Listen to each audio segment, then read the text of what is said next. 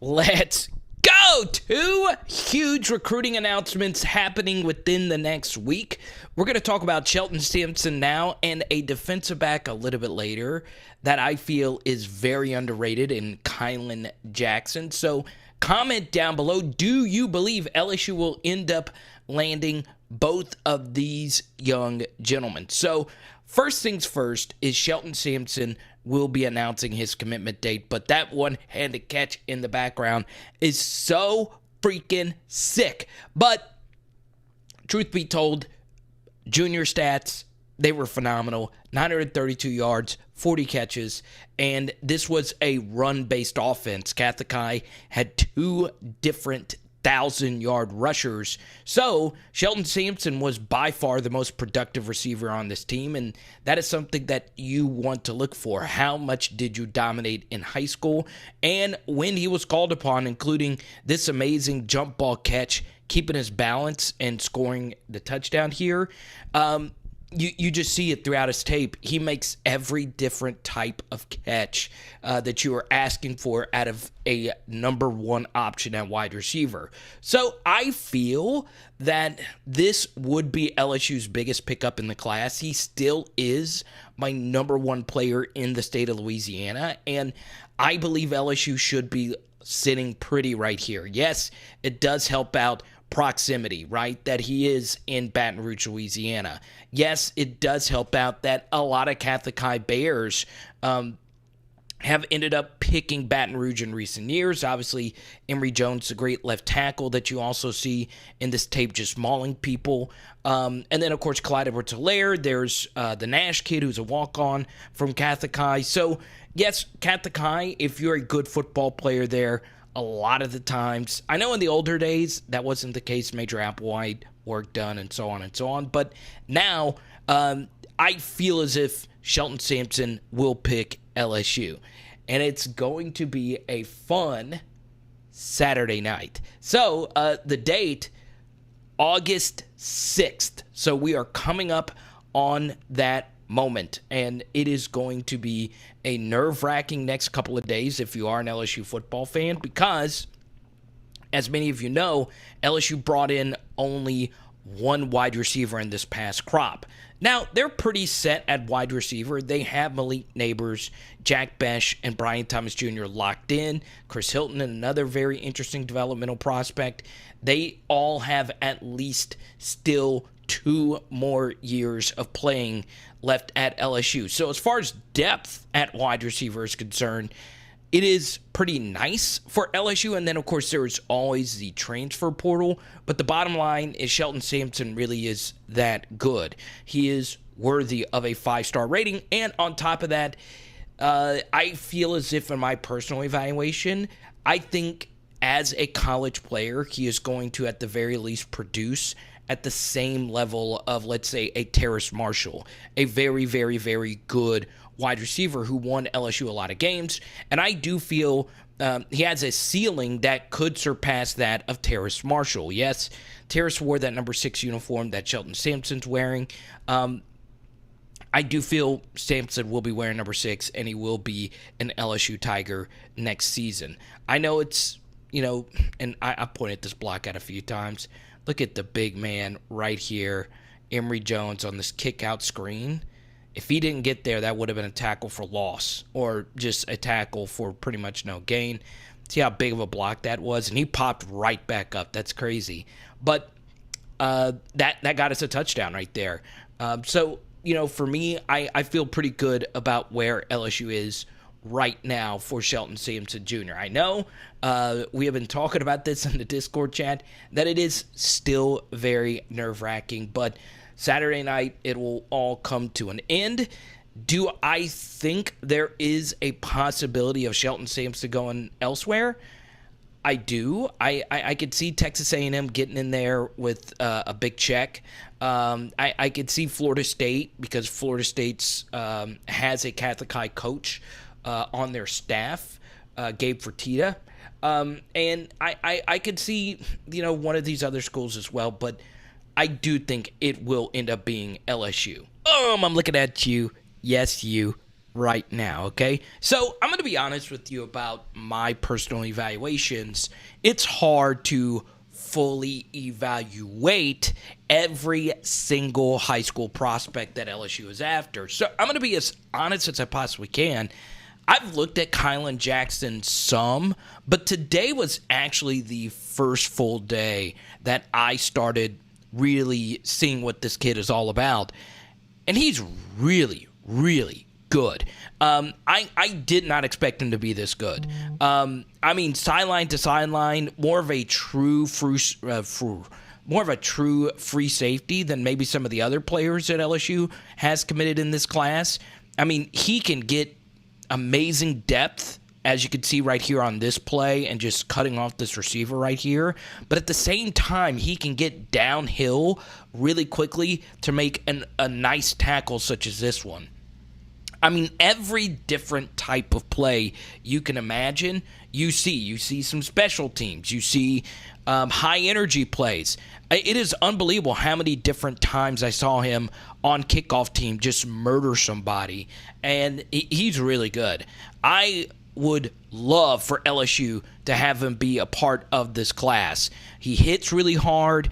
There's just everything I like about this guy.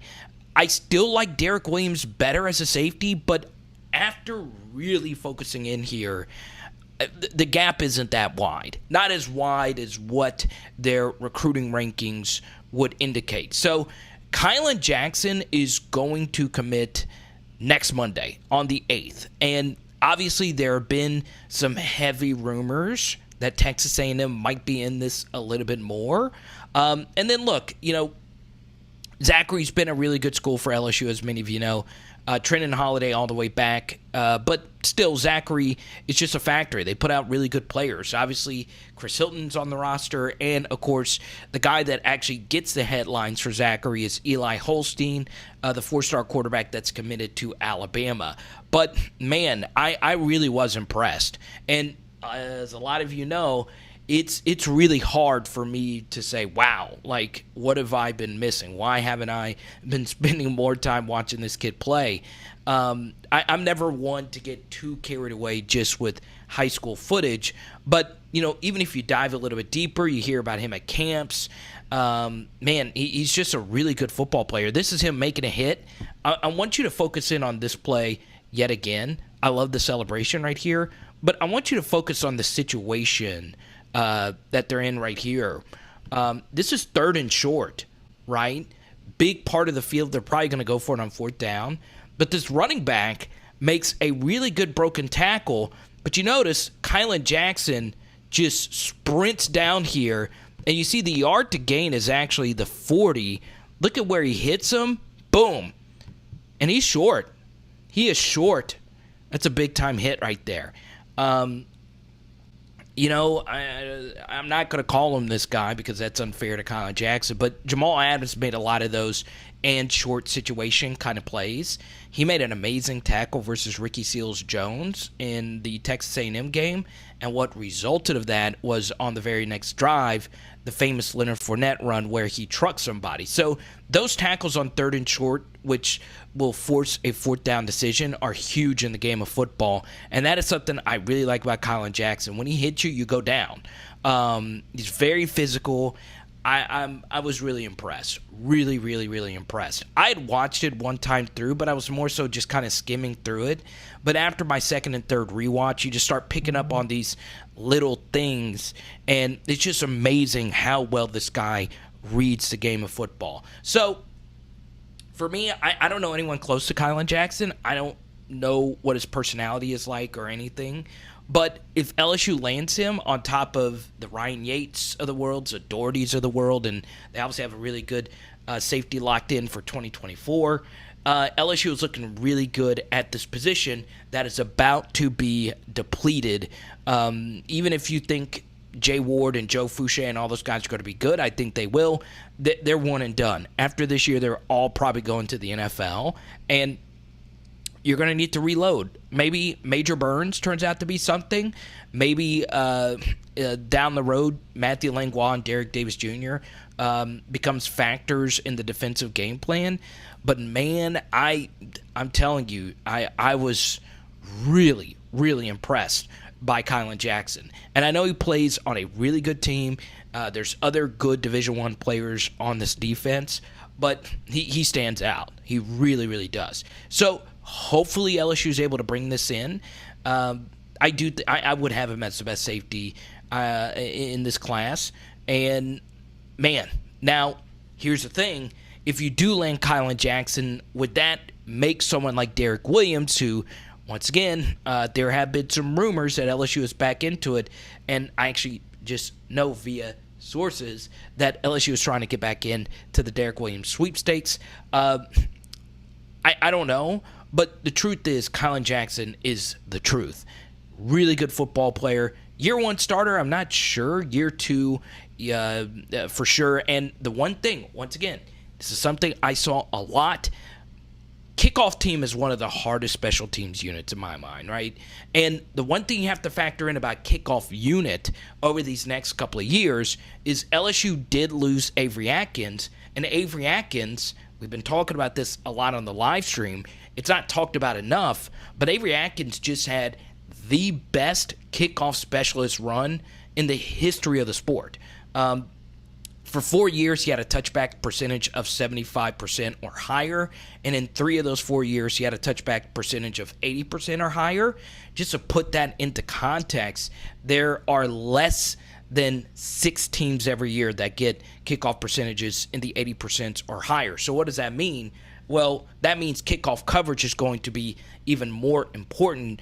And Kylin Jackson has a lot of kickoff coverage plays. So at least in year 1, he's going to give you something on special teams. Boom! Okay, a little. Did another fly just fall in my mouth? Fall in my mouth. Fly in my mouth. Why is a fly called a fly when the verb of what a fly does is also the noun, right? Like a kangaroo doesn't kangaroo. You know what I'm saying? It's just crazy. Anyway, a little extra nugget here. It apparently looks like LSU is back into the Rickie Collins sweepstakes. Okay. We always knew that this could be a possibility because of the proximity to Baton Rouge. And obviously being at Woodlawn, there's LSU fans all throughout. It does seem that Joe Sloan loves him some Rickie Collins. Now, could this be LSU's commitment for the class of 2023, or could there be 0 quarterback commitments for the class of 2023? I don't know. I know a lot of you have differentiating opinions about we absolutely need to have a quarterback in each and every cycle, but this comment is put under every single 2023 quarterback video, and it always is the same thing. Why would so-and-so go to so-and-so school with Garrett Nussmeier and Walker Howard already there? But the truth is, why do all the elite quarterbacks commit to Alabama and Ohio State every single year? The bottom line is whichever quarterback room you go to at an elite Power 5 level team, there is going to be a lot of competition. So, Rickie Collins wanting to stay in South Louisiana and go play for the dream school, I could see that. But also at the same time, Purdue is not an elite power, and the pathway to actually playing at Purdue is, without reasonable doubt, probably clearer than what it is at LSU. So, once again, those are all the different factors that Rickie Collins is taking into equation, but we shall see what actually happens with this recruitment. Bottom line, though, is if LSU lands Hurd, Jackson, Sampson, Taviano, very interesting, an elite top 50 corner. That would be a lot of fun. Obviously, a pipe dream here would be 5-star edge prospect Nicholas Harbor. The bottom line, though, is if LSU also gets Prean and so on, it's going to be hard at this point to see LSU not bring in a top 10 class this cycle. If everything stays according to plan, DJ Chester out of Georgia, the offensive lineman, picks LSU, you're going to get a very good first recruiting class at LSU. So the bottom line is whether or not if the Rickie Collins things happens, LSU's got a good class. So comment down below, do you believe LSU will land both Kylin Jackson and Sampson? Let me know, okay? It is Power Hour LSU. Boom! And tonight, ooh, lemon pepper chicken wings. Let's go!